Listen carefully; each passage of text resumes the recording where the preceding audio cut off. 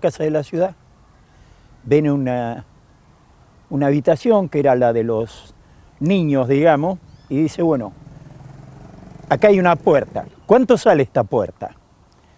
Y le dice, tanto señora, y le pone el precio. Evita lo anota, entra en el baño y dice, ¿cuánto sale la bañadera? Que era de hierro fundido, y dice, tanto señora, y lo anota. ¿Cuánto sale el bidet? Tanto señora, anota Evita. Entonces, bueno, dice, acá tiene, con esto hacen el techo de teja.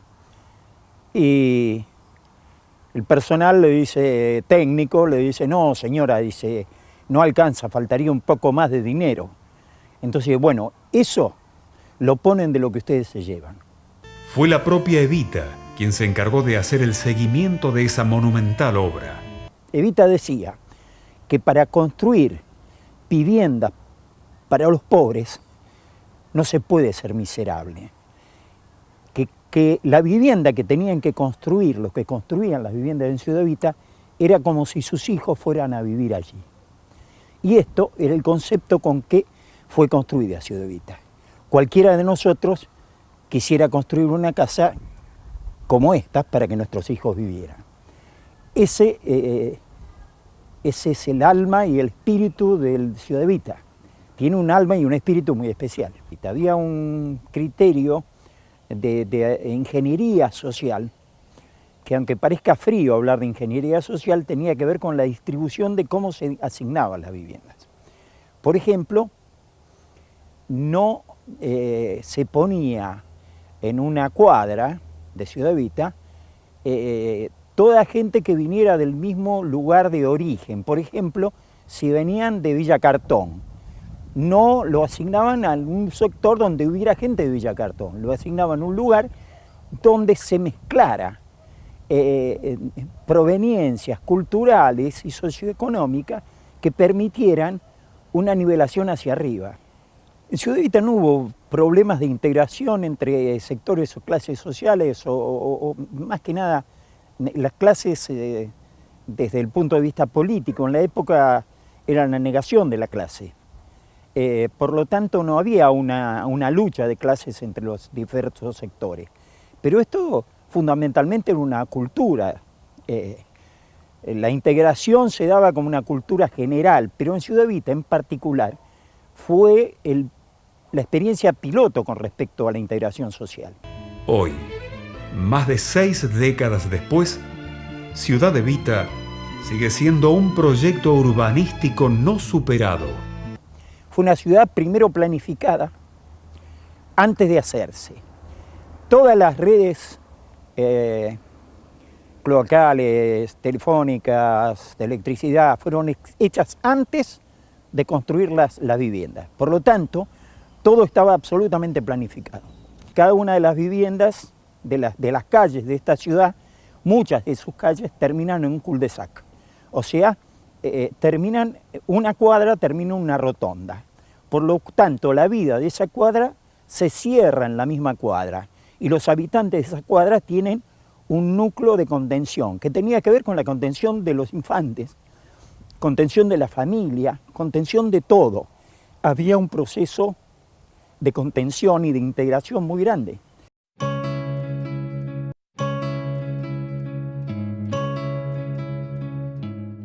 Pero las fuerzas antiperonistas no toleraban la continuidad democrática con Perón en la primera magistratura. Comenzaron las conspiraciones, atentados y movimientos de desestabilización del segundo gobierno peronista. El bombardeo a Plaza de Mayo, donde murieron cientos de argentinos, fue una señal de la decisión sanguinaria que habían tomado las fuerzas antipueblo. El mismo 16 de septiembre a la noche, Crítica anuncia con un título catástrofe a 2 hojas, cayó el tirano.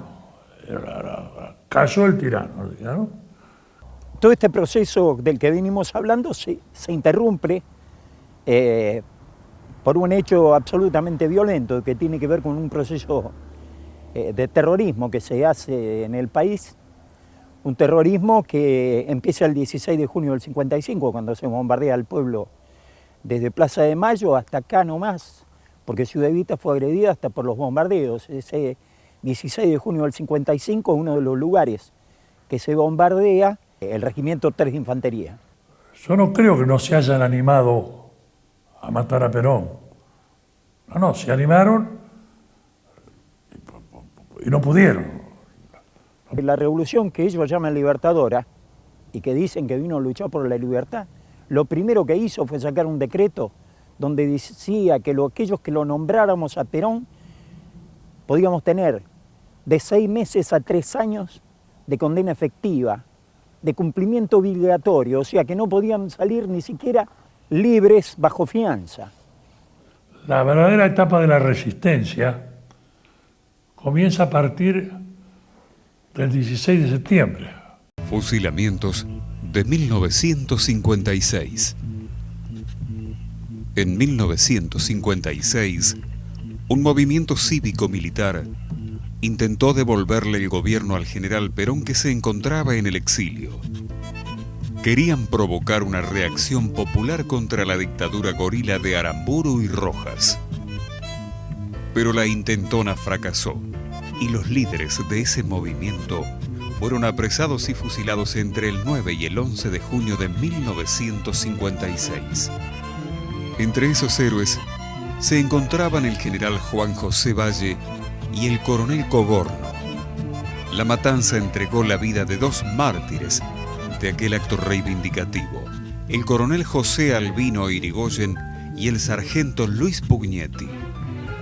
Pero también fueron masacrados por la espalda en los basurales de José León Suárez, un grupo de civiles entre los que lograron sobrevivir Julio Troxler y Néstor Gavino. Desde allí, a esa dictadura, el pueblo la empezó a llamar Revolución Fusiladora. Rojas, el general 40, que fue interventor de aduana en esa época, era tipo muy jodido, muy cruel, muy tipo sin miramientos. Venían, seguramente fueron una muestra gratis de Videla, Macera y todo eso. O sea, ¿no? Fueron los adelantados. Fue una verdadera resistencia al estilo de la resistencia francesa, digamos, ¿no? De la guerra de guerrillas que había en la resistencia francesa, pero mucho más, ¿cómo les voy a decir?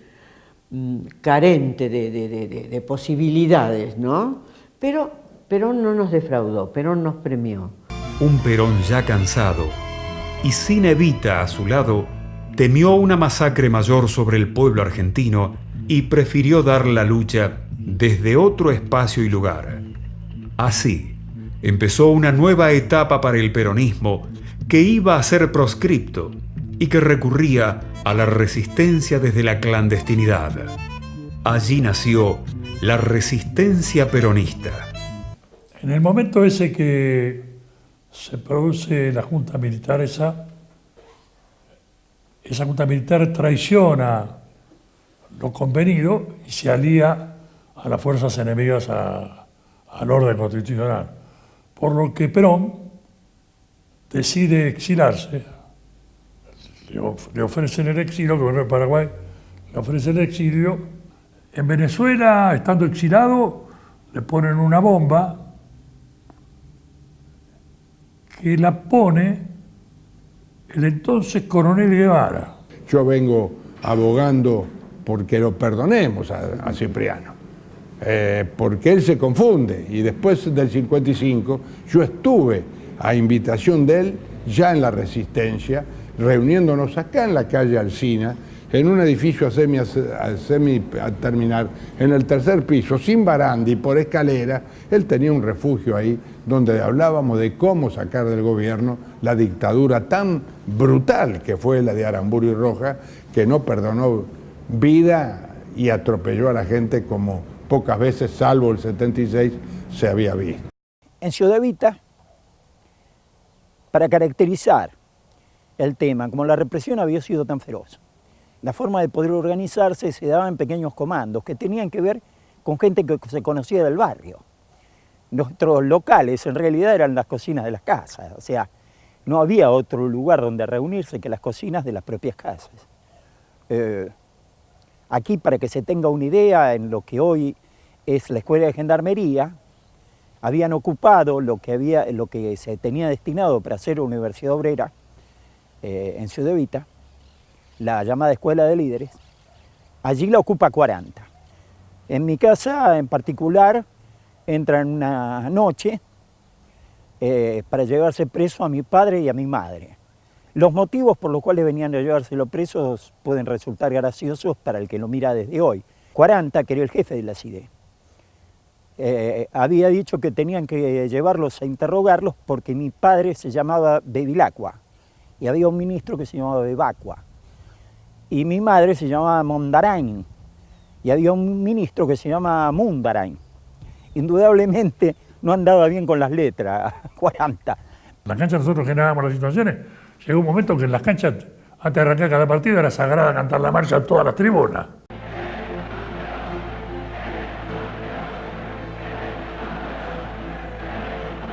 Con un Perón en el exilio, la resistencia tomó cada hecho cotidiano para impedir la proscripción y el silenciamiento del movimiento de masas que había irrumpido. Apelando al ingenio popular, la táctica iba variando, involucrando a hombres, mujeres y niños.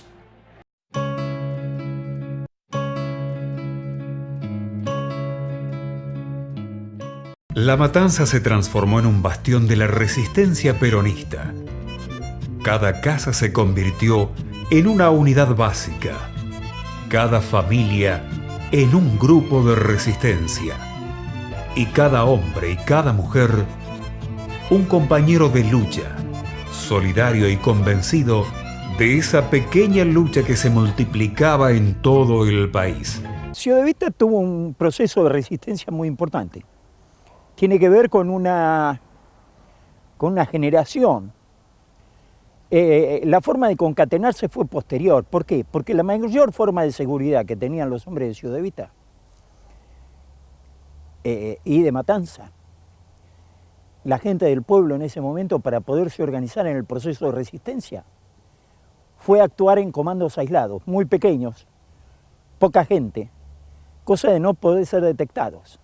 Matanza fue cuna de la resistencia. Y fue cuna por hombres importantes que salieron de la Matanza, que partieron de la Matanza, que se diseminaron por el país.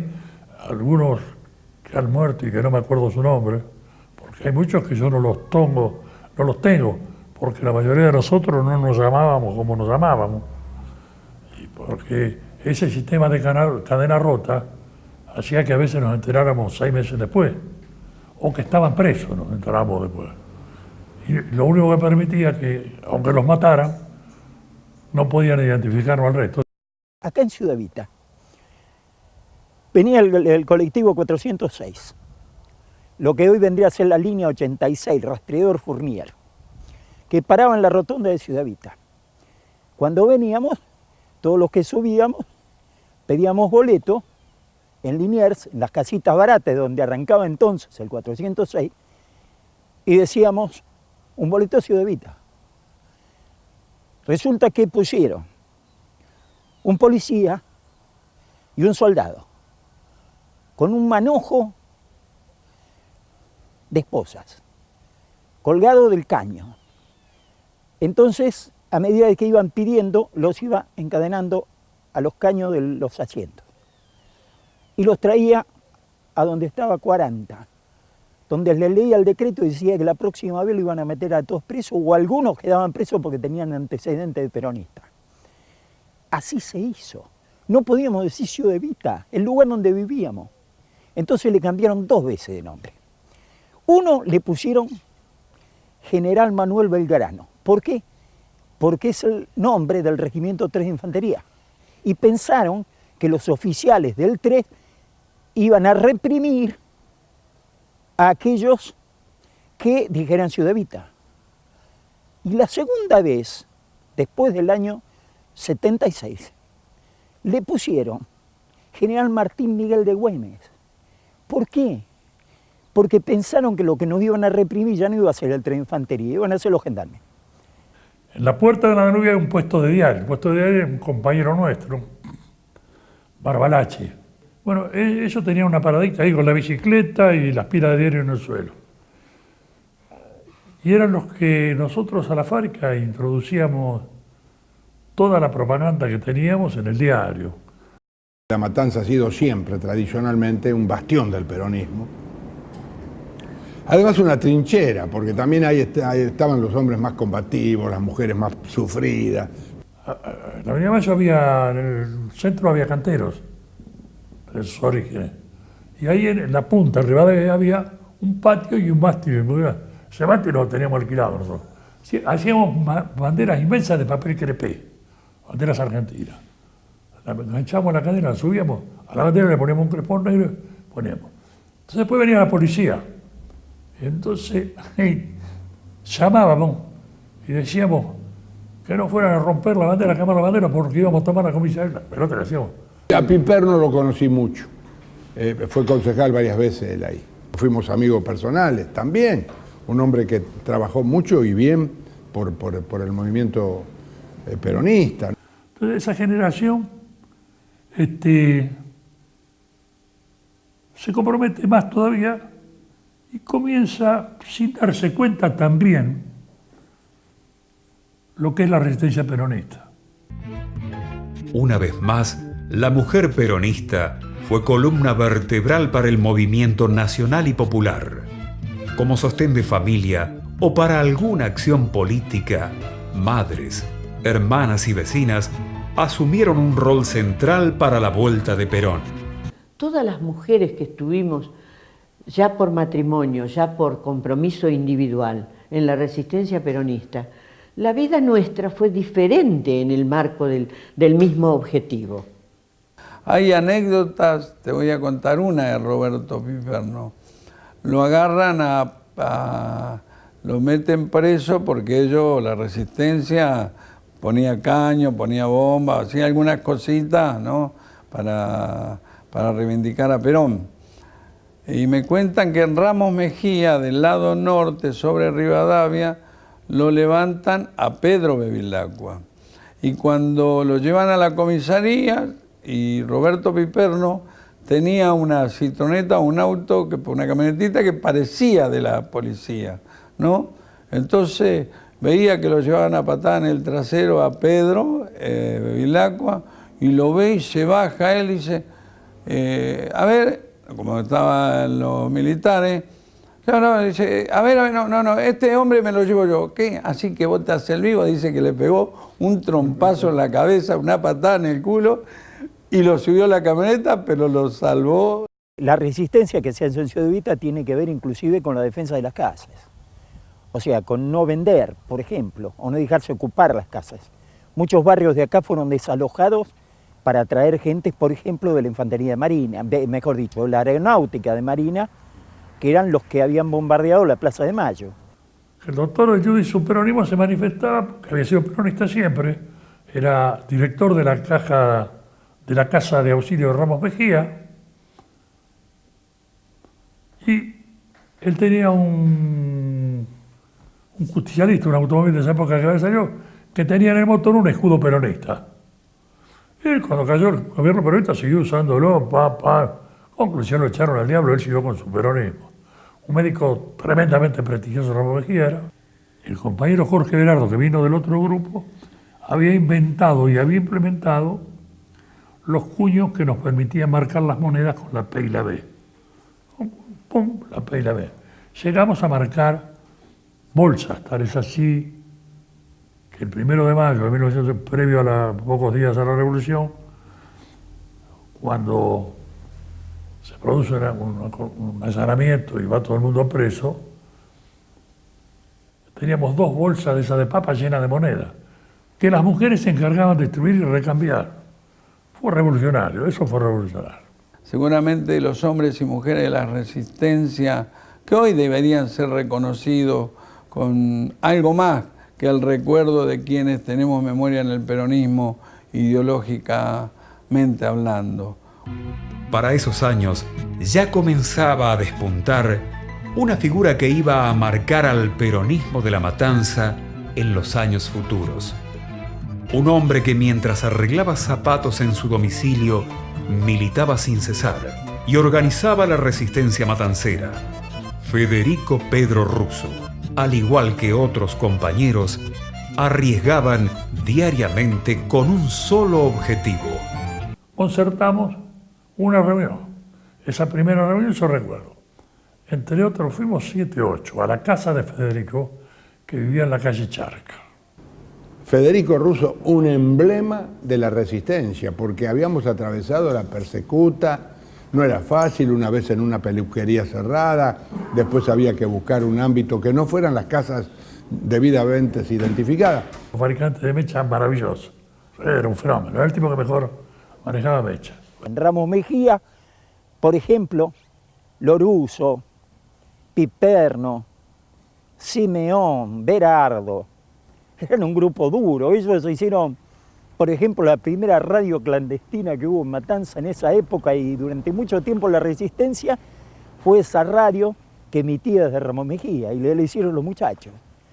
Por ejemplo, Federico Russo, de Villa Insuperable, que era cañero viejo, como decíamos en nuestra época. Era el que te enseñaba, mientras te clavaba la mediasuela en los zapatos, cómo tenía que hacer un caño. O sea, y esto tenía que ver con toda una intricada red que llegaba desde allí hasta el campo, porque en ese momento, pensemos, que Ciudad Evita era casi el confín de la civilización. Casanova ya después era campo. Yo era uno de los jefes, Russo era uno de los jefes, era el jefe civil de los grupos armados. La mesa ejecutiva de la Juventud Peronista de Capital Federal y Gran Buenos Aires. Y de esa época es Gustavo Rearte, que era de acá de Celina, Brito, que era de San Justo, cada uno de los muchachos que en Matanza formaban parte de Tulio Ferrari, que era de acá de Ciudad Evita, como Tito, que eran miembros de la mesa ejecutiva y los primeros luchadores en Corrientes y Esmeralda. Muchos de ellos venían de Ciudad Evita. Podría destacar cuando resolvimos tomar la guardia de Ironía, porque después alguien lo intentó, tomar la guardia del tren de infantería, cuando estaba acá, nosotros teníamos gente comprometida en la guardia, porque sabíamos que había 40 o 60 o 90 FAN en la guardia, no sé. Se hizo un trabajo de distracción por el centro de la guardia de la puerta 1, de la que estaba, que era la principal. Y se ingresó por Camilo Cintura. Y nos corrieron a balazo. Y 3 veces quisimos entrar.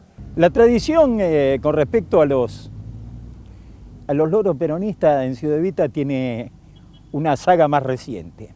No hace mucho tiempo, un loro que tenía mi hermano, hay una banda de loros renegados que hay acá en Ciudad Evita, escapado de varias casas, que andan soliviantando a los loros de las casas que están cautivos, digamos.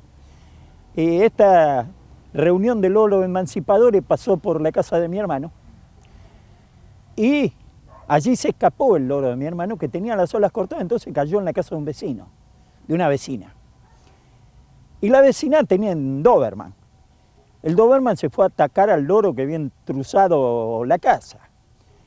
Entonces mi hermano lo escucha al loro, entonces van hasta la casa de mi hermano y le avisa que estaba el loro en la casa de ella. Que tuviera cuidado porque lo quería atacar el Doberman. Entra mi hermano y lo ve al loro que estaba ahí. Que al loro lo tenían acorralado el Doberman. Entonces le dice, no, pero este loro es muy raro, le dice la señora a mi hermano. ¿Por qué, señora?, le dice. Porque mientras lo atacaba el perro, abría la sala y gritaba, ¡viva Perón! O sea, indudablemente era un loro resistente, iba a dar la vida por Perón. Ya que iba a morir, moría dignamente.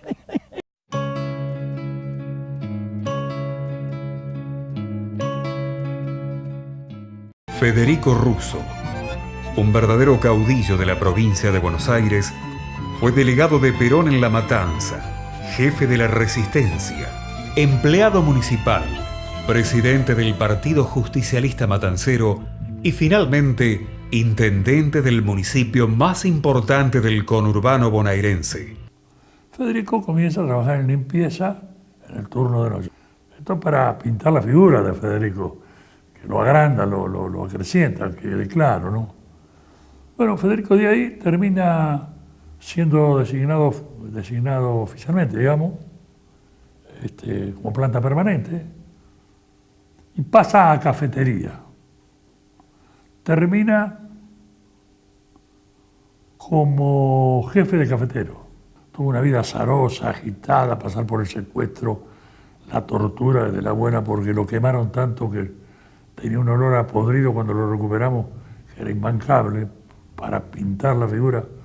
Yo recuerdo que con Pocha lo encontramos, bueno, no podré con su esposa, la segunda esposa. Pero Federico Russo fue una figura carismática tremenda, un tipo con una conducción natural, que detrás de